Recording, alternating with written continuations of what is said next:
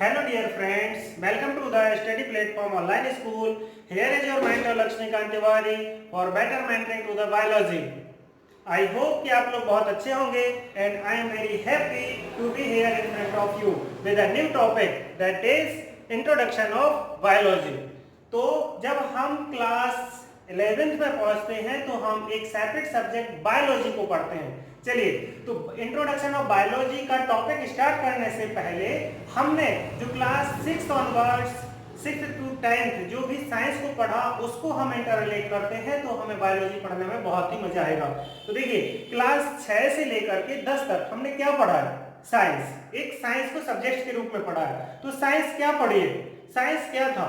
तो science come from a Latin word that is scientia. क्या? SCIENTIA, scientia. It's means to know, जानना। किसके बारे में जानना, कैसे जानना, वो आपकी साइंस है। इट्स मीन्स कि साइंस का ओरिजिन कहां से हुआ, साइंस की उत्पत्ति कहां से हुई है? एक लैटिन वर्ड कौन सा है? साइंटिया। साइंटिया का मतलब क्या होता है? टू नो, मतलब जानना। जब हम किसी चीज को जानते हैं वो साइंस है, लेकिन कैसे जानते हैं इसके लिए हम देखते हैं कि किसी भी चीज को जानने के लिए जब हम साइंटिफिक वे को फॉलो करते हैं तब जाके वो साइंस में कन्वर्ट होता है। और जो साइंटिफिक वे है वो साइंटिफिक वे कैसे होता है, लेट्स सी।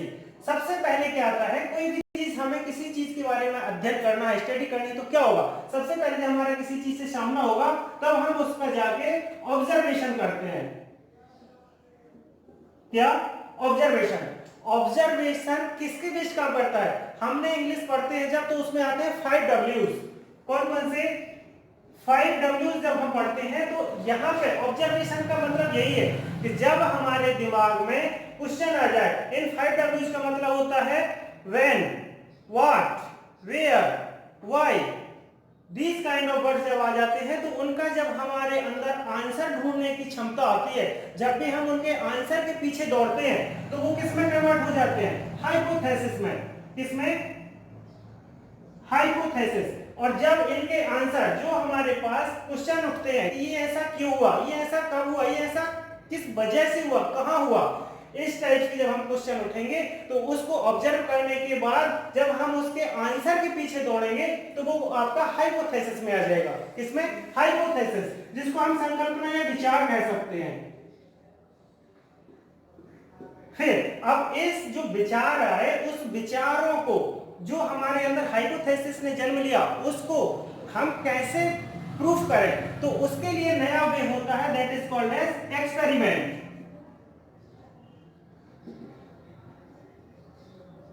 एक्सपेरिमेंट से हमने अपने जो विचार थे, संकल्पनाएं थी, उनको सिद्ध करने की कोशिश की। और जब हम उसे प्रूफ करने की कोशिश करते हैं तो जो एक्सपेरिमेंट किया, उस एक्सपेरिमेंट से जो हमें रिजल्ट मिला, रिजल्ट फिर से आपके किस में कन्वर्ट हो जाएगा? हाइपोथेसिस में। जो भी हमें रिजल्ट मिला था, यदि उससे हमारे विचारों को संतुष्टि मिल गई, वो प्रूफ हो गए, तो फिर वही हाइपोथेसिस बाद में किस में कन्वर्ट हो जाते हैं? थ्योरीज में। ये किसमें कन्वर्ट हो गए? थ्योरीज में। इस मतलब हम कह सकते हैं कि जो साइंटिफिक स्टडी का वे है, उस वे के द्वारा हम इसे प्रूफ कर करके सबसे पहले उसको ऑब्जर्व करेंगे। ऑब्जर्व के बाद उसमें हमारे मन में जो संकल्पना या हाइपोथेसिस उठेंगे कि वो किस वजह से हो रहा है, उसको हम प्रयोग के द्वारा, एक्सपेरिमेंट के द्वारा देखेंगे कि क्या जो हमारे अंदर मन में विचार आया था उसका आंसर हमें मिल रहा है। यदि आंसर रिजल्ट में हाँ मिल रहा है तो जो हाइपोथेसिस था वही हाइपोथेसिस फिर थ्योरीज में कन्वर्ट हो जाता है, सिद्धांत में बदल जाता है। इस प्रकार से हम कहते हैं कि जो साइंस है, विज्ञान है, वह प्रैक्टिकल और प्रेक्षण, मतलब प्रैक्टिकल एंड हाइपोथेसिस या ऑब्जर्वेशन के आधार पर जो नॉलेज हमने लिया वही आपकी साइंस है।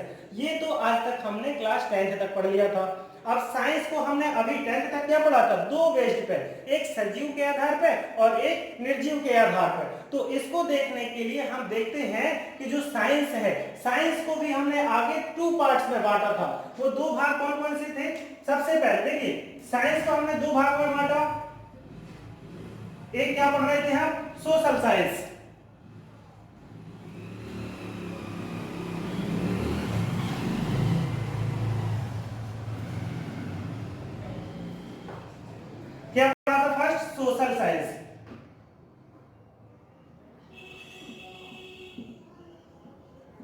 And second one is natural science.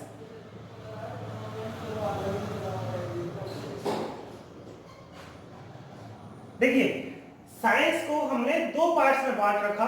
कौन कौन से भाग थे? एक सोशल साइंस और एक नेचुरल साइंस। तो यहाँ पे यदि हम देखें कि क्लास 10th तक हमने सोशल साइंस में क्या पढ़ा, तो देखिए सोशल मतलब ऐसा जो ह्यूमन के इंटर रिलेशन को पढ़ाता है या ह्यूमन के इंटर रिलेशन के बारे में जो चीज हमें नॉलेज देता है उसको हमने सोशल साइंस पढ़ा था। इसको भी आगे कई सारी ब्रांचेस में बांटा हुआ है, जैसे जस्ट लाइक पॉलिटी है, सेकेंड वन इज सोशलॉजी है। ये किसके संबंध बताते हैं? Inter relation between the human, that is called as social science. लेकिन जब हम बात करते हैं नेचुरल साइंस की, तो नेचुरल साइंस हमें किसके बारे में बताता है? That is we have got it from the nature. और उसके बारे में जब भी हम अध्ययन करते हैं तो वो किस में आएगा? Natural science. नेचुरल साइंस को भी हम दो पार्ट्स में बांट सकते हैं। वो कौन कौन से हो सकते हैं आपके? फर्स्ट फिजिकल साइंस,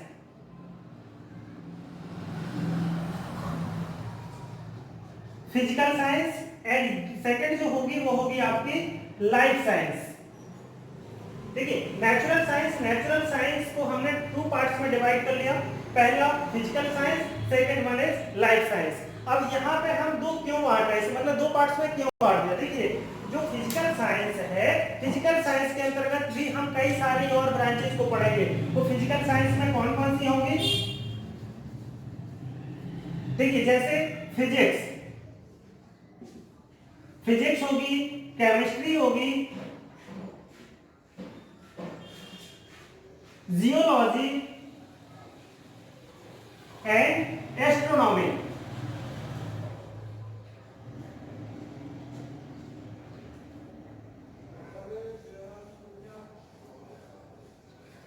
जो भी ये चार साइंस है, इस टाइप की साइंस जो होंगी वो क्या हो जाएंगी? आपकी फिजिकल साइंस।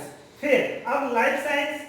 लाइफ साइंस में हम क्या पढ़ते हैं? मतलब जो भी लिविंग ऑर्गेनिज्म से रिलेटेड जो भी इंफॉर्मेशन, जो भी उनके बारे में, जो भी उनकी क्रियाकलापों के बारे में पढ़ते हैं वो आपकी लाइफ साइंस में पढ़ते हैं। तो इस प्रकार से हमने देखा कि नेचुरल साइंस है, नेचुरल साइंस को हमने टू पार्ट्स में बांट दिया। First one is physical science, second one is life science.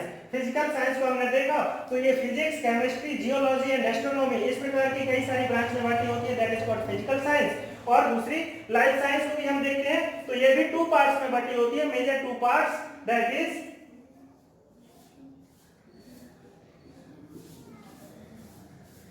Zoology and botany. कौन कौन सी लाइफ साइंस हम देखते हैं तो लाइफ साइंस भी जूलॉजी और बॉटनी में बटी होती है। तो देखिए ये सारी हम छोड़ करके और सिर्फ लाइफ साइंस पढ़ते हैं। यहाँ पे एक चीज जान लेना जरूरी है कि कभी आपके मन में क्वेश्चन उठता होगा कि जब हम 11th onwards biology subject as a subject of करते हैं तो बायोलॉजी के साथ में फिजिक्स और केमिस्ट्री, जो फिजिक्स और केमिस्ट्री है, इसको एज अ सप्लीमेंट सब्जेक्ट के रूप में क्यों दिया जाता है? तो देखिए यहाँ पे जब हम किसी भी लिविंग ऑर्गेनिज्म के बारे में पढ़ेंगे तो उस लिविंग ऑर्गेनिज्म के आसपास क्या है, वो किससे बना है, इसके बारे में जानना जरूरी है कि नहीं है? तो देखिए जब भी कोई लिविंग ऑर्गेनिज्म है वो वातावरण के साथ जो भौतिक चीजें हैं उनके साथ कैसे आपसी इंटर रिलेट होता है, कैसे वो उससे संबंध स्थापित करता है, और उसके जानने के लिए हमें क्या पढ़ना जरूरी है? फिजिक्स। जो भी भौतिक अवस्थाएं हैं और भौतिक अवस्थाओं या भौतिक सुख सुविधाओं के लिए जो भी हम पढ़ेंगे वो किसमें पढ़ेंगे? फिजिक्स में। सेकंड, अब दूसरी चीज आती है कि जब भी हम लाइफ साइंस में कोई लिविंग ऑर्गेनिज्म के बारे में पढ़ते हैं तो जो उसका बॉडी है, जो उसका बॉडी स्ट्रक्चर है, वो किसके द्वारा बना है? कोई ना कोई एलिमेंट्स तो उसमें भाग लेगा, और सारे के सारे एलिमेंट्स कहां पे पढ़ते हैं हम? केमिस्ट्री में। इस वजह से यहाँ पे क्लास 11th में हम बायोलॉजी मतलब लाइफ साइंस के साथ साथ में फिजिक्स और केमिस्ट्री को एक साथ एज अ सब्जेक्ट पढ़ते हैं जो साइंस स्ट्रीम में आता है। इसके आगे चलिए अब हम लाइफ साइंस को एज अ सेपरेट सब्जेक्ट उठा के उसके इंट्रोडक्शन को देखते हैं कि लाइफ साइंस है क्या। तो क्या देख रहे थे हम कि साइंस के बारे में जब हमने यहाँ पे स्टार्ट किया था अभी लाइफ साइंस, तो लाइफ साइंस कैसे बायोलॉजी में कन्वर्ट होती है? तो देखिए यहाँ पर हम देखते हैं कि बायोलॉजी ही आपकी लाइफ साइंस है, वो कैसे? तो यहाँ पे ग्रीक वर्ड्स हैं, दो ग्रीक वर्ड्स हैं, first one is bios and second one is logos, इन दो शब्द के मिलने से बना है बायोलॉजी। तो बायो, बायो का मीन्स क्या होता है? Bio means life and logos means study. क्या? Bios means life and logos means study. हम कह सकते हैं स्टडी ऑफ लाइफ, मतलब जो मतलब जीवन की अध्ययन है, जीवन का अध्ययन है, वही आपकी बायोलॉजी है। क्लियर है? अब यहाँ पे बायोलॉजी का सबसे पहले स्टडी जो हमारे बुक्स में और जो हमें सुनने में देखने में मिलती है, वो सबसे पहले किसने की थी? There was a greatest philosopher who's known as Aristotle.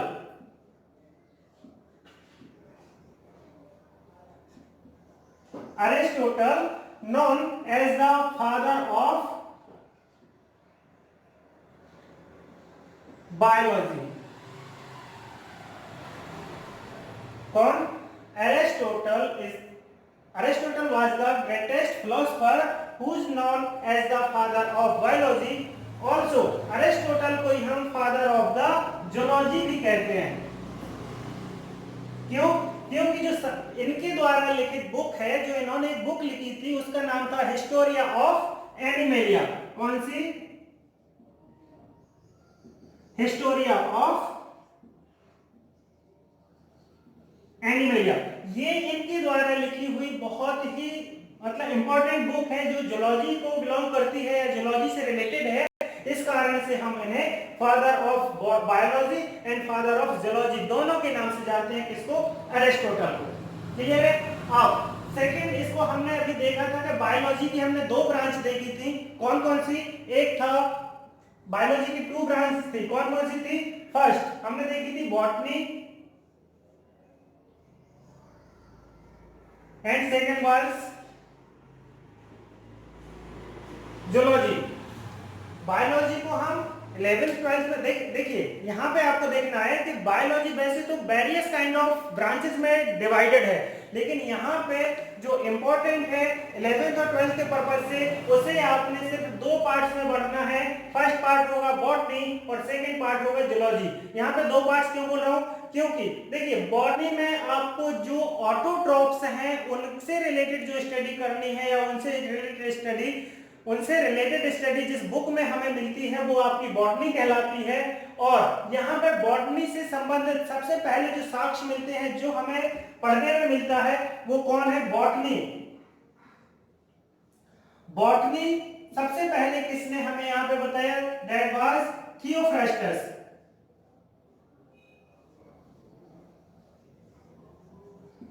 ये भी बहुत ही प्रसिद्ध फिलोसोफर दार्शनिक थे जिन्होंने बॉटनी के ऊपर काम किया, और इनकी एक फेमस बुक है जिसका नाम है हिस्टोरिया ऑफ प्लांटेरिया।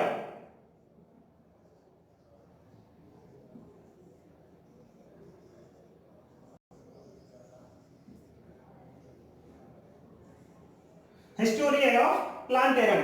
तो जो हिस्टोरिया ऑफ प्लांटेरियम है, ये थियोफ्रास्टस ने दिया था। इस वजह से हम थियोफ्रास्टस को नाम जानते हैं फादर ऑफ बॉटनी के नाम से।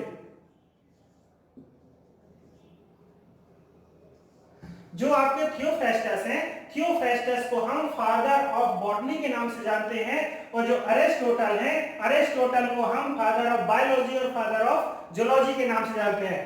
अरिस्टोटल के द्वारा लिखित बुक है जो हिस्टोरिया ऑफ एनिमेलिया है, और जो थियोफ्रास्टस के द्वारा लिखित बुक है वो हिस्टोरिया ऑफ प्लांटेरियम है।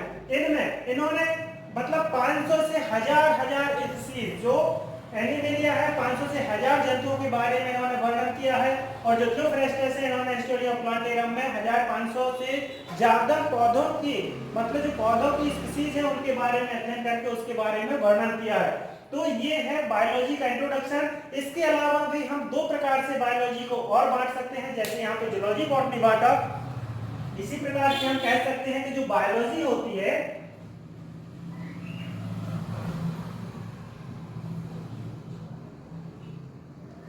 बायोलॉजी को हम दो प्रकार से और पढ़ सकते हैं। कैसे? एक को हम कहते हैं pure biology and second one होती है अप्लाइड बायोलॉजी। कौन? Pure biology and applied biology. अब इनमें क्या डिफरेंस होता है तो दोनों biology. Let's see, pure biology में देखिए कोई भी जीव है, कोई भी लिविंग ऑर्गेनिज्म है, जब उसकी आकार की, उसकी फिजियोलॉजी, उसकी हिस्टोलॉजी, उससे रिलेटेड, चाहे वो रिप्रोडक्शन से संबंधित हो, मतलब उसकी किसी भी एक्टिविटी, उसके किसी भी बॉडी पार्ट्स, किसी भी रिएक्शंस के बारे में अध्ययन करते हैं जिसका कि ह्यूमन बिहेवियर में और ह्यूमन लाइफ में कोई इंपॉर्टेंस नहीं होता, फिर भी हम उसका अध्ययन करते हैं, तो वो किस में आएगा? प्योर बायोलॉजी में।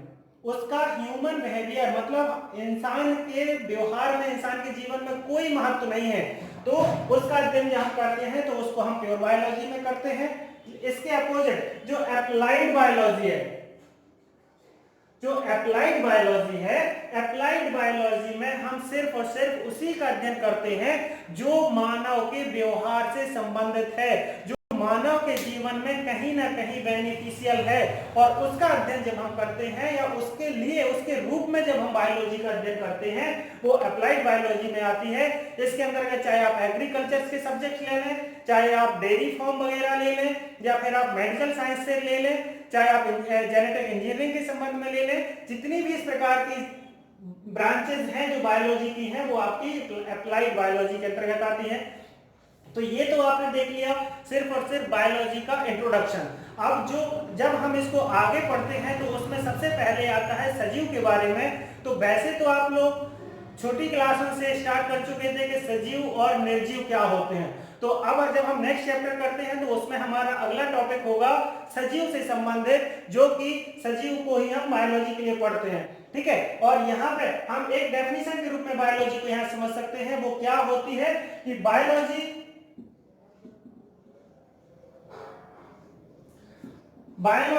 Is a branch of science. Biology is a branch of science dealing with